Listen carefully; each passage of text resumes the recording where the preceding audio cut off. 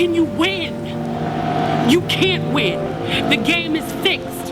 We don't own anything. We don't own anything. As a black person in America, I just need the key. What key? Home ownership. Unlocking the doors of opportunity and wealth for myself and my community.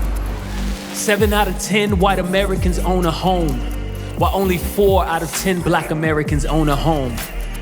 The average white American's net worth is $171,000, but for black Americans, it's only $17,000. Do the math, that's 10 times more wealth. This gap in our country is a tragic disappointment. Something is wrong with our American dream. After 246 years of enslaving Africans, followed by 154 years of systematic oppression, are we surprised with these results? Just like any other American, I want to own a home, leaving a legacy for my family and community. But is the game fixed and not in my favor? Let's look to the past for answers. Sitting at the feet of my ancestors, they tell me stories of being stolen from their homes in Africa and sold as property. Stories of the American Constitution declaring that all are created equal, while simultaneously claiming enslaved Africans were only 3/5 human. They were called property. Tell me, how can property own a home? Sitting at the feet of my ancestors, they tell me how they were emancipated from slavery and exiled into 100 years of segregation and discrimination. Stories about Jim Crow laws forcing them into separate bathrooms, schools, restaurants, and neighborhoods. I hear of 1921 in Tulsa, Oklahoma, where bigots, steeped in white supremacist ideals, burned down Black Wall Street, destroying their thriving businesses and homes. They were called exiles. Tell me, how can exiles own a home? Sitting at the feet of my ancestors, they tell me how they were quarantined like a disease after the Great Depression.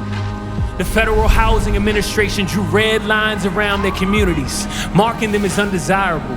They share painful memories of banks denying them credit and then being sold crooked contracts by predatory lenders. And in 1926, the Supreme Court allowed white Americans to ban them from purchasing homes on their street. They were called a disease. Tell me, how can a disease own a home? Property, exiles, disease. If that's how our ancestors were seen, how could they win? The game was fixed, but from the ashes they rose as people, not property, as citizens, not exiles, as healing, not a disease. Harriet Tubman knew she wasn't property, freeing the enslaved from physical and mental bondage on the Underground Railroad. Frederick Douglass knew he wasn't an exile, declaring that to have a home, one must have a country. Dr. Martin Luther King Jr. knew he wasn't a disease, preaching healing and then losing his life in a fight for civil rights, economic equality, and fair housing.